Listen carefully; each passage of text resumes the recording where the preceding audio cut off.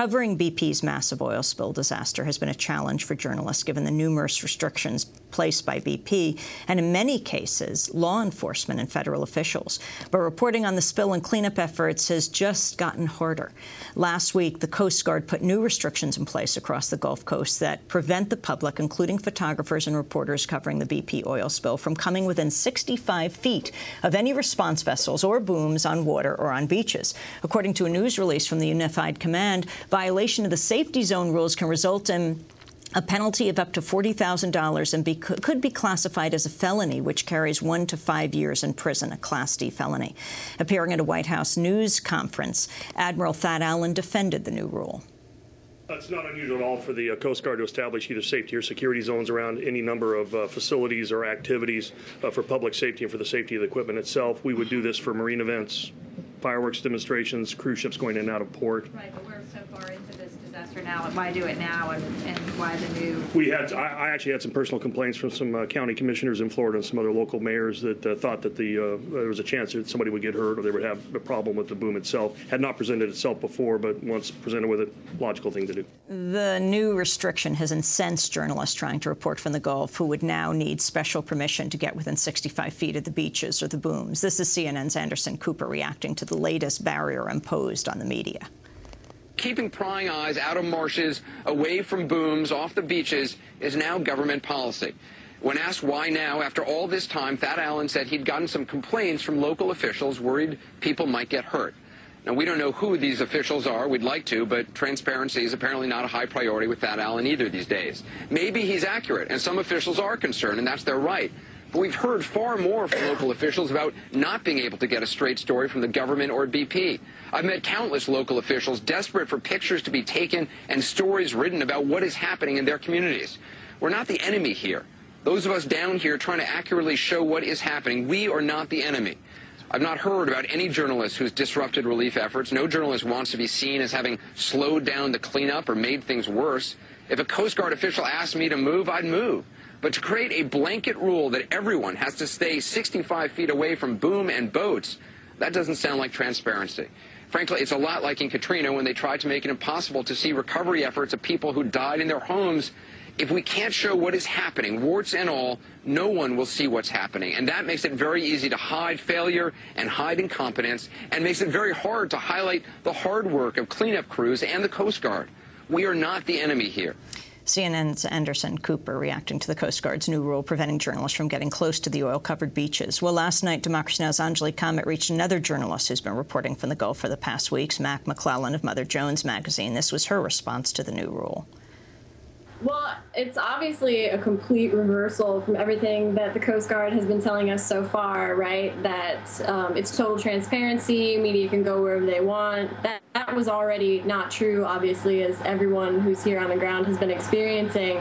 But it's also strange that they're saying that the reason they had to implement this rule is because local authorities are saying that they wanted it. And local authorities down here are denying that wildly. They're saying they didn't have anything to do with it. They don't know who said it. It certainly wasn't them.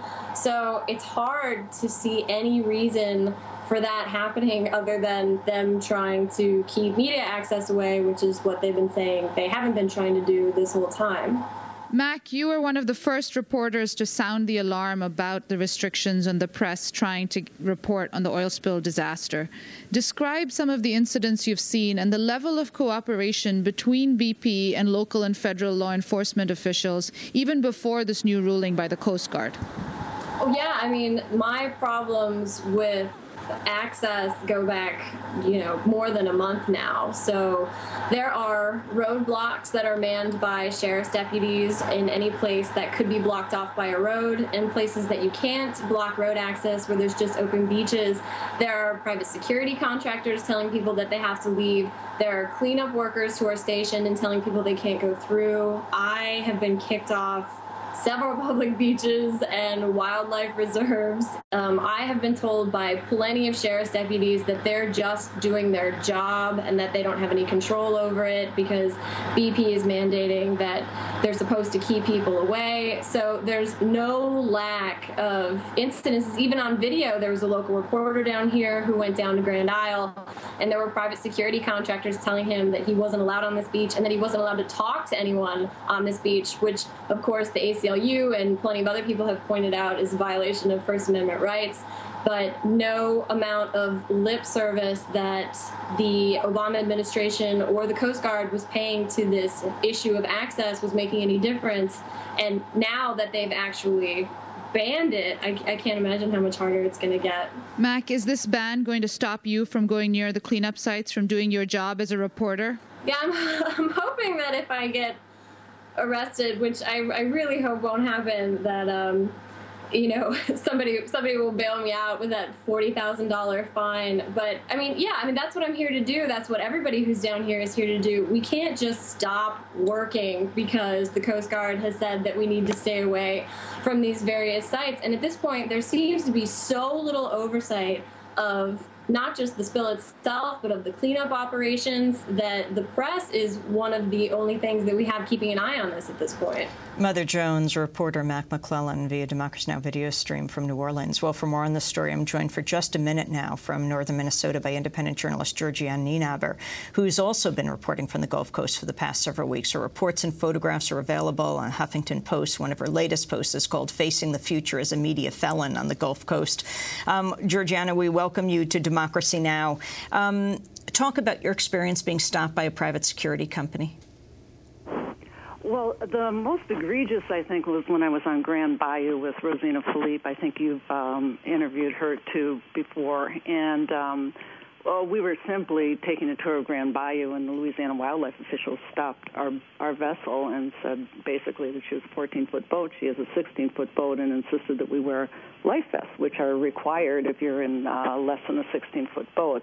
And when the official saw my camera, he said, "Put it away, no pictures." So it clearly felt more than their concern for our safety. It was a message that we're not to be taking pictures down there. You have said these restrictions remind you of working in the Congo. Absolutely. I find myself, before I plan to go back down to the Delta, thinking, how am I going to get access to places? How am I going to hide my camera? How am I going to hide my film? What will I do if somebody demands that I open my camera? And I've never, working in this country, had that feeling, and it's really a terrible feeling, I'll tell you that. Georgianne Nienaber, I want to thank you for being with us. We're going to continue to pursue this line in the next few days, looking at the crackdown on journalists in the Gulf. Thank you very much for being with us. My column this week is Let the Information Flow as Easily as the Oil. This is Democracy Now!, democracynow.org, The War and Peace Report. We'll be back in a minute.